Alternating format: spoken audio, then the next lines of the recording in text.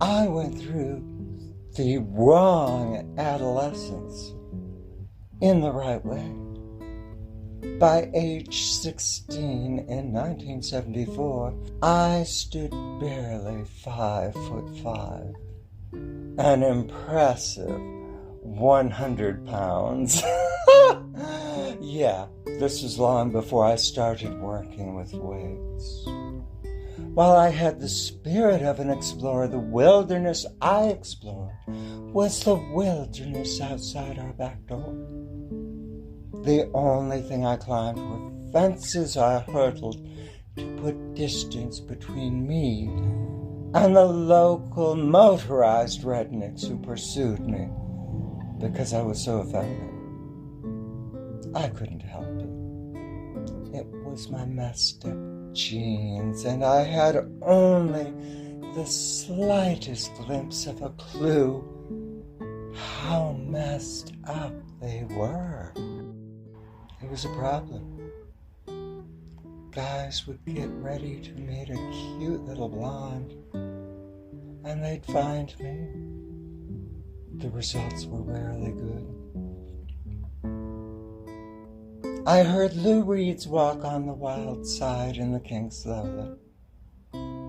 At age 11, I read a short piece about an intersex person a century earlier who lived phases of their life as either a man or a woman, and were found in the end to present both. These songs and that history resonated with me like a dart hitting a bullseye. My best friend had been my lover for over a year at this point. Our relationship would continue for another 2 years before ending when it was time to grow more serious. We thought we kept our relationship hidden, but nothing about me was easy to hide. I had curly blonde locks that hung almost down to my waist, and did reach my waist if you pulled them straight. My skin was smooth and hairless. I had great legs I never needed to shave. The only time anyone ever saw them was when I wore cutoffs in the summer. By my 16th year, I could thread assess a group of guys the moment I saw them, and know the potential exits and possible weapons of self-defense. In the summer of 1974, my father took me on a fishing trip, something we loved to do together. We were near the west coast of the state, much further north in the lower Mitten. We were driving through a small town when my dad stopped at a diner and bar for lunch. It was the only place to stop for lunch in this town. My dad opened the door for me. As I walked in, the conversation fell silent and all eyes turned to look at me. Oh, shit. My dad was oblivious. A waitress led us to a table. I made sure I got the gunfighter's chair. Guys continued to give me looks. Some of them were beginning to furrow their brows. I acted casual while remaining alert. I don't even remember what we ate. I kept the knife and fork handy. I ate fast and prepared to be gone before anyone could start trouble. I don't think my dad had a clue what was going on in that bar. Who knows? We could have bonded in a bar brawl. Honey, I was no brawler at this time. I was a girl who wanted to see my next birthday.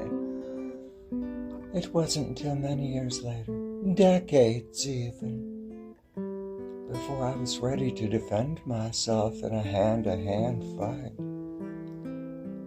As I studied to be a geologist, I buffed up so I could explore the wilderness, climbing cliff faces and even some mountains, slogging through streams, spelunking, taking samples from active calderas. In 1974, I was far from Laura Croft. Hell, there were no female role models like Laura Croft. We left that bar without drawing a comment from any of the locals, who remained silent and watchful until we were gone.